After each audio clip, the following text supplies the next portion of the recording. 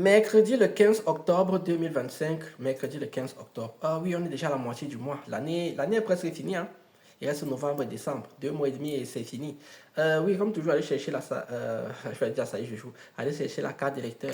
La sagesse du jour aujourd'hui est une sagesse du jour qui est purement entrepreneuriale. Elle va s'adresser principalement aux entrepreneurs.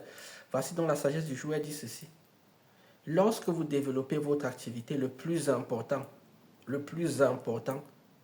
c'est l'équipe commerciale. Lorsque vous développez votre entreprise, le plus important, c'est la partie commerciale. Tout ce que les gens vous racontent derrière, c'est n'importe quoi. Parce que ce sont les commerciaux qui sont les apporteurs d'affaires. Les apporteurs d'affaires apportent l'argent. La plupart des entrepreneurs qui sont dans la difficulté, c'est quelque chose que j'ai compris très tardivement, qui sont dans la difficulté, c'est parce que la plupart des entrepreneurs n'ont pas de commerciaux qui vont vendre leurs projets. Il faut avoir des commerciaux. Vous prenez toutes les boîtes que vous avez au monde, elles ont des commerciaux. Ce qui signifie que quand tu montes ton projet, il faut penser à la partie commerciale.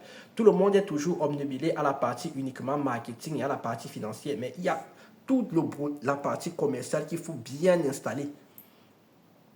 Et après, il faut donc trouver les bons commerciaux. Si vous ne pouvez pas trouver les bons commerciaux, ce n'est pas les moyens, vous devez vous former pour devenir des bons commerciaux.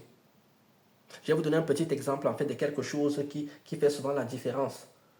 Lorsque, par exemple, vous prospectez, parce que prospecter est un métier, lorsque vous prospectez les clients, en fait, la différence entre celui qui va bien prospecter et celui qui ne va pas bien prospecter, c'est la prise de conscience, en fait. Comme moi, j'étais auto-entrepreneur, comme je suis auto-entrepreneur, en fait, je suis toujours, j'avais tendance à prospecter comme un salarié, c'est-à-dire, en fait, qu'à faire une demande comme un demandeur d'emploi. En fait, je suis une entreprise.